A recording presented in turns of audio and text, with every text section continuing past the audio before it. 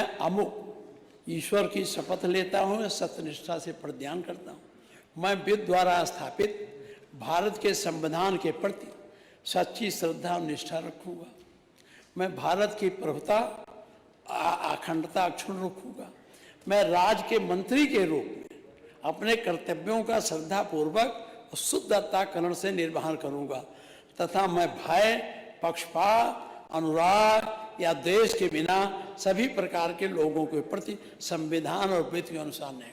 ये आप शपथ लेते हैं, यही शपथ होता है ना। इस शपथ का कितना पालन होता है इस पर आप विचार करें। आपने संविधान में शपथ लिया और किसी का घर गिरा दे रहे हैं, किसी का कुछ कर रहे हैं, सबके समान चाहिए। अगर समभाव रखिए। आपने अपने विधायकों को 5-5 क्या और दे दिया, हम लोगों से मांगा गया एक को नहीं पाए। छोड़ो, ये कहाँ तक हम सुनाते रहे।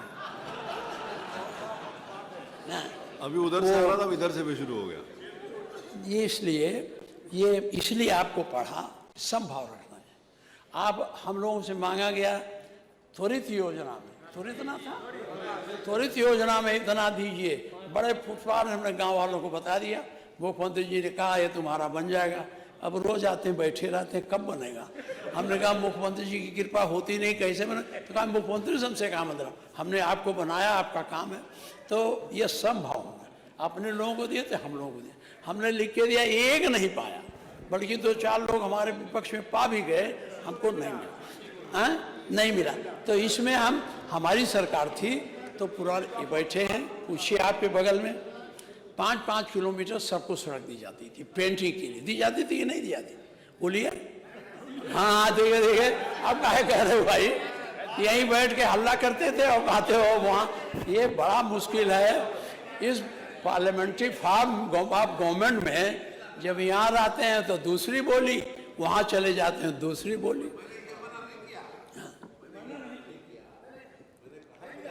लेकिन अभी त्वरित विकास में नहीं पैसा मिला, तो ये क्यों नहीं 5 किलोमीटर हम लोग दिया? तो आप अगर हम लोगों को 5 नहीं दे सकते थे, 4 किलोमीटर कुछ दे देते तो जो कहीं बहुत जगह है और हम लोगों का तो बहुत नदी नालों वाला क्षेत्र है, तो हम पुल बनाने को नहीं कहते, थोड़ा यही जोड़ देते। इसको आपको लागू करना चाहिए, ये मैं आप सुझाव दूँ। पिछली बार सुझाव दिया था तब वो सब लड़के हमारे पास आए जो संविदा पर और उस पर रखे जाते हैं आउटसोर्सिंग वाले। हमें बड़ा बधाई दिया कि आपने मेरी बात उठाई और आपने बयान दे दिया हम कमेटी बना रहे हैं।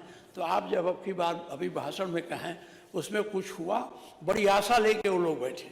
ये बहुत ज़रूरी बात है, जो ज़रूरी बात है। जो एक बात और कहूँगा, आपके चित्रकूट में ट्रेजरी में बड़ा भ्रष्टाचार है और उसकी जांच भी, उसकी जांच करानी चाहिए। इसी तरह से नोएडा में वो शौचालय बनाने में करीब 3 करोड़ का घोटाला हुआ है। हम आपको लिख के दे देंगे, यहाँ कहने से कोई वो नहीं है, मैं आपको दे दूंगा, उसको आप देखेंगे। ज़्यादा हो गया, अब बहुत नहीं चले। कितना बोले? 30 हो गए? 3 बज गए, 3 बज। मिनट और नहीं हम बाबा को, अरे ये बोलेंगे 2 घंटा। अभी वो पत्रा की तरह, जैसे पंडित पत्रा रखता है ऐसे उलट के पढ़ता है एक श्लोक, अभी बाबा उसको खोलेंगे तो 2.5 घंटा से कम नहीं चलेगा। तो अब हमको कम बोलने दो, बाबा को सुने। अरे हो गया जबरदस्ती। क्या 5 मिनट बोले? अब इधर बोलेंगे तो गर्मी आ जाएगी और तनाव बढ़ जाएगा, इसलिए बहुत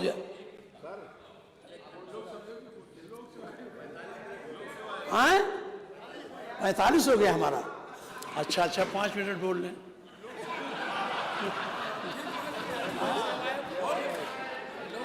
माननीय मुख्यमंत्री जी, ये आप जो मुख्य बातें थी मैंने बताई दिया, लेकिन फिर मैं आप कहना चाहता हूँ, बजट की जब तक आप समीक्षा नहीं करेंगे और अपने कंसोलिडेटेड फंड की संभावनाओं पर विचार करके नहीं बजट बनाएंगे, तब तक इस बजट का कोई मूल मतलब नहीं। अब आप भेजेंगे रुपया, जाएगा 31 मार्च के शाम को, फिर आप वापस मंगा लेंगे। अगली बार वो जाता नहीं है, काम नहीं होता, तो जितना आप स्वीकृत करते हैं काम के अगेंस्ट, वो काम उसका कास्ट ऑफ प्राइस बढ़ जाती है और अगले बार वो दूसरे वित्तीय वर्ष में ज़्यादा हो जाता है। इसलिए इस पर गंभीरता से आपको सोचना चाहिए। ये मेरा आपसे अनुरोध है। बहुत बहुत धन्यवाद। अध्यक्ष जी, आज जाना है, 25 दिसंबर है, इसलिए कटुता की बात नहीं हुई, सकारात्मक बात हुई। अभी देखिए बाबा कितना कठिन बोलते हैं। बहुत बहुत धन्यवाद।